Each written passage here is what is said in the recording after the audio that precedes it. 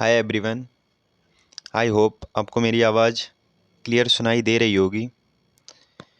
तो जैसा कि आप स्क्रीन पर देख सकते हैं, मेरा एसएससी जीडी का एग्ज़ाम हो गया है, जो कि 18 फरवरी को था, थर्ड शिफ्ट में। तो मेरा एग्ज़ाम कैसा गया और क्या क्या गलतियां की मैंने और मैंने क्या सीखा उन गलतियों से, वो मैं आज के वीडियो में आपको बताऊंगा। और कैसा क्या सेक्शन रहा, मतलब मैथ कैसा आया, जीएस कैसी आई और रीजनिंग कैसी आई, वो भी मैं इस वीडियो में अच्छी तरह से डिस्कशन करूँगा। तो सबसे पहले मैं बता दूं, ये जो मेरा एग्ज़ाम था, मतलब मेरा फर्स्ट अटैम्प्ट था एसएससी जीडी का। तो फर्स्ट अटैम्प्ट में मैंने टोटल 70 क्वेश्चन ही अटैम्प्ट कर पाए 1 घंटे में। सोच तो मैं रहा था लगभग 75 प्लस करने की, लेकिन इतने ज़्यादा मैं कर नहीं पाया। उसका कारण ये रहा कि टाइम मुझे पता ही नहीं चला कि कब निकल गया भाई। टाइम का कुछ पता ही नहीं चला, सही बताऊं तो टाइम 1 घंटे ऐसा समझो, अगर जो कोई जिसने अच्छी प्रैक्टिस नहीं की है ना, तो 1 घंटा उसके लिए मान लो बहुत कम है। वो 70 क्वेश्चन तक पहुंच ही नहीं पाएगा, क्योंकि देखो, प्रैक्टिस से ही तो तुम्हें आदत लगेगी 1 घंटे में 80 क्वेश्चन करने की। अगर तुम प्रैक्टिस करके नहीं गए मान लो घर से, तो फिर तुम्हें आदत ही नहीं रहेगी कि 1 घंटे में 80 क्वेश्चन करने। और जो एग्ज़ाम का प्रेशर होता है, मतलब माउस से 2 बार टच करना पड़ता है। घर में क्या होता है, मान लो तुम फ़ोन से मॉक लगा रहे हो, तो उससे एक बार क्लिक करोगे आगे बढ़ोगे, तो फ़ोन से मॉक लगाने में टाइम बच जाता है। लेकिन वहाँ पे जब एग्ज़ाम हॉल में कंप्यूटर से मॉक लगाते हैं, तो क्या होता है, पहले आंसर पे टिक करो, फिर नेक्स्ट क्वेश्चन पे टिक करो, यानी 2 बार हमें कर्सर को टिक करना पड़ता है। तो इससे क्या होता है, थोड़ा हमारा रूटीन बिगड़ जाता है। ठीक है, तो इसकी प्रैक्टिस करके जाना बहुत ज़रूरी है, वरना ये आप समझ लीजिए, ये थोड़ा टाइम टेकिंग हो जाता है, सही बताऊं तो मैं। तो मैंने तो 70 ही क्वेश्चन अटैम्प्ट कर पाए।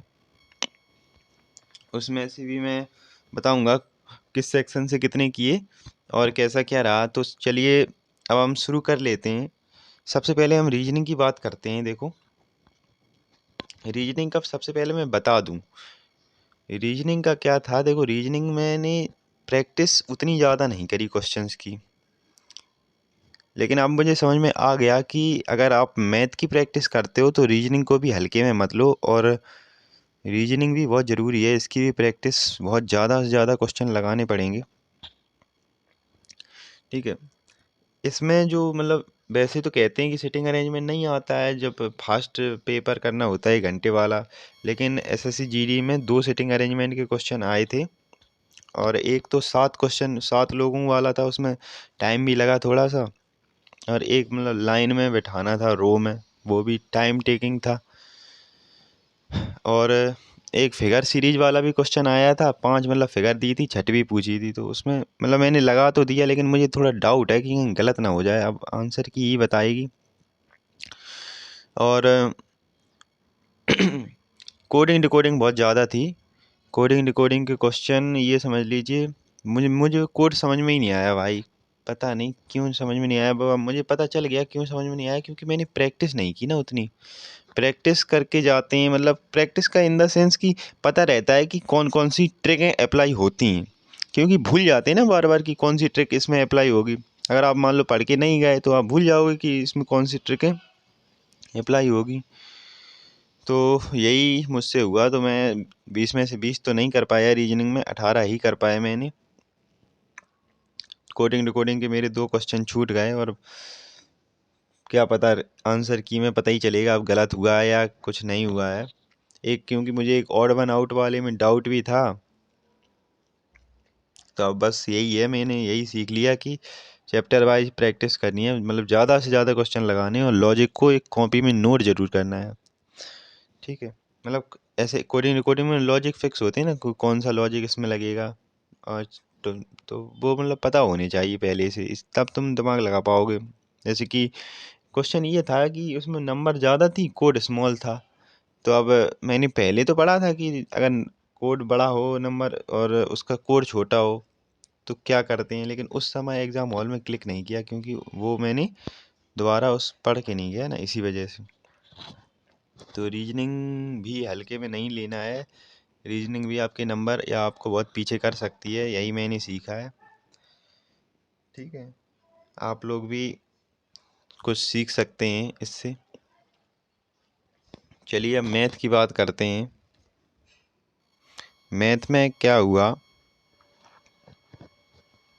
मैथ में हुआ यूँ कि प्रैक्टिस की थी मैंने मैथ की, लगभग 30 शिफ्ट के क्वेश्चन मैंने लगाए थे, लगभग 600 क्वेश्चन की समथिंग लगाए थे। तो इससे मुझे ये नहीं लगा कि मैथ कठिन है, लेकिन टाइम थोड़ा मेरा हो गया। और एक क्वेश्चन का मुझे बड़ा दुख है कि लास्ट टाइम में एक क्वेश्चन वो बैरल वाला था, 18 फरवरी की 3rd शिफ्ट में, कि इनको 200 बैरल 100 बैरल 100 बैरल इनको मिलाना था, तो औसत क्या था। तो मतलब मैंने आंसर निकाल लिया था और आंसर टिक करने वाला ही था कि 2-4 सेकेंड में मैंने ऑप्शन क्या देखे तो वो पेपर सबमिट हो गया भाई, आता हुआ क्वेश्चन छूट गया।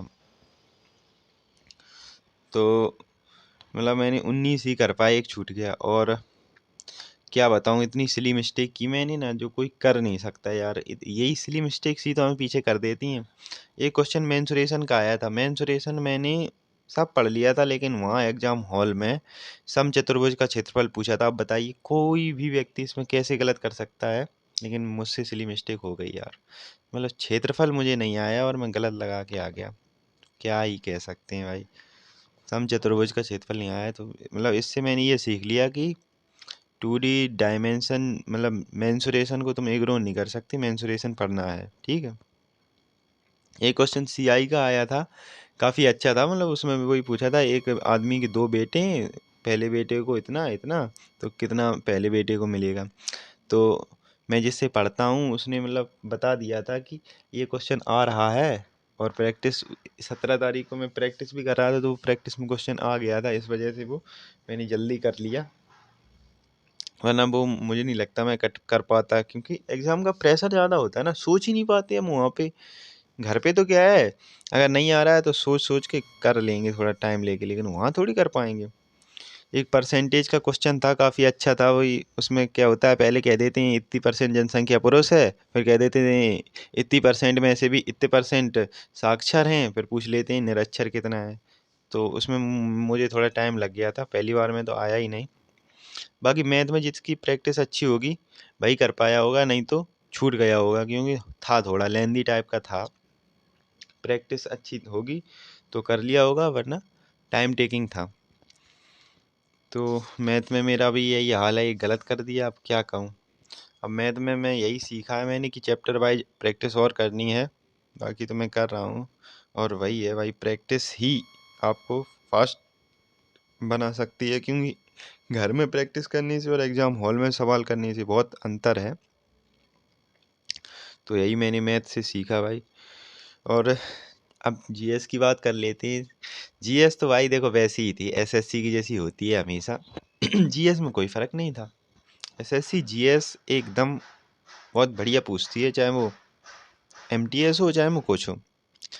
तो मतलब मैंने जीएस में 14 क्वेश्चन अटेम्प्ट किए, 14 मुझे आए लगभग, और एक दो में मैंने थोड़ा ऐसे ही तुक्का मार दिया और मुझे पता था वो गलत होंगे, और वो हो भी गए।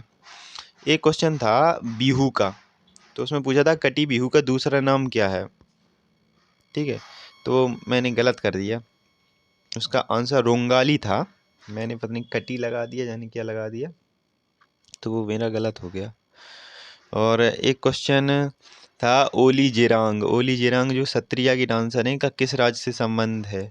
तो मुझे लग रहा था कि सत्रिया असम का होता है, तो असम से नहीं होगा, लेकिन यार लास्ट टाइम में असम ही लगा के आ गया, क्योंकि एग्जामिनर हमें उल्लू बना रहा था। नहीं, उसे पता था कि मैं सत्रिया दे दूंगा तो लड़के सोचेंगे अरे इसने तो हिंट दे दी सत्रिया का, तो यही हो जाएगा, लेकिन ऐसा नहीं है, वो ऐसा नहीं हुआ मतलब, तो वो गलत हो गया।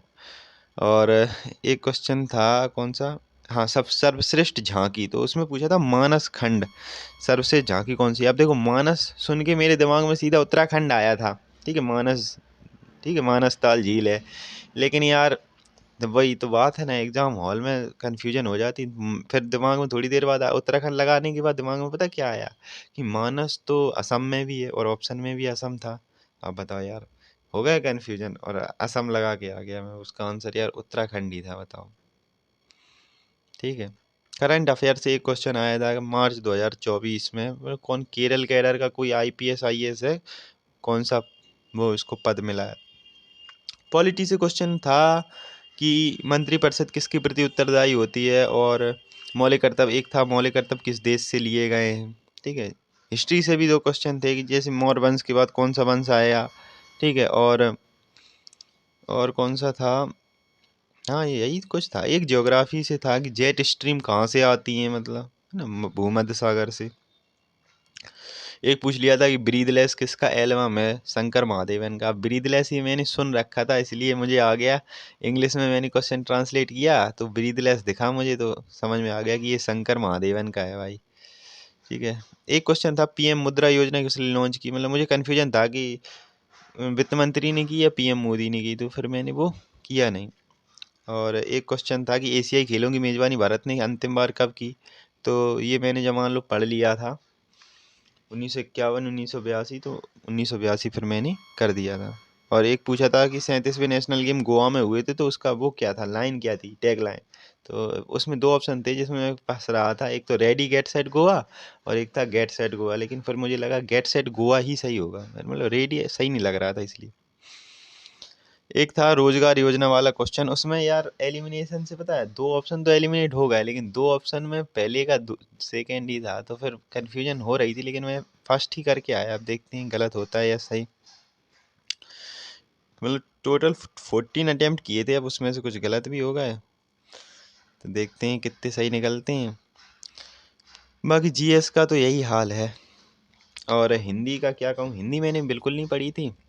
हिंदी इसलिए नहीं पढ़ी थी मैंने, मतलब मैंने बस टेक्स्ट बुक के वो लगाए थे सेक्शनल, तो हिंदी में मेरे 18 अटेम्प्ट हुए लगभग।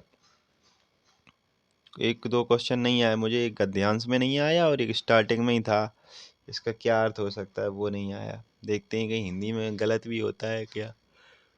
तो यही था गाइज, आंसर की में तो पता चल ही जाएगा किसके कितने मतलब क्या गलती की है। लेकिन सबसे ज़रूरी चीज़ ये है कि गलतियों से सीखना बहुत ज़रूरी है। जैसे मैंने मैथ में सीख लिया कि ये भी ज़रूरी है, मतलब क्या ज़रूरी है, मेंसुरेशन, इसे तुम इग्नोर करके नहीं चल सकते। और रीजनिंग में ज़रूरी है प्रैक्टिस, तुम ये रीजनिंग को हल्के में नहीं ले सकते, सीधी बात ये है। और जीएस तो फिर खैर ठीक ही है, जैसी आती है वो हमेशा ही आती है। हाँ यार, जीएस में एक क्वेश्चन वो भी तो आया था, इंडियन एसोसिएशन किसने बनाई, वो तो मैं बताना भूल ही गया। हाँ, और एक इकोनॉमिक्स का भी क्वेश्चन था कि प्रोग्रेसिव सिस्टम होता है टैक्स का, तो वो क्या होता है मतलब। ये दो क्वेश्चन और थे, चलिए बाद में मैंने बता ही दिए।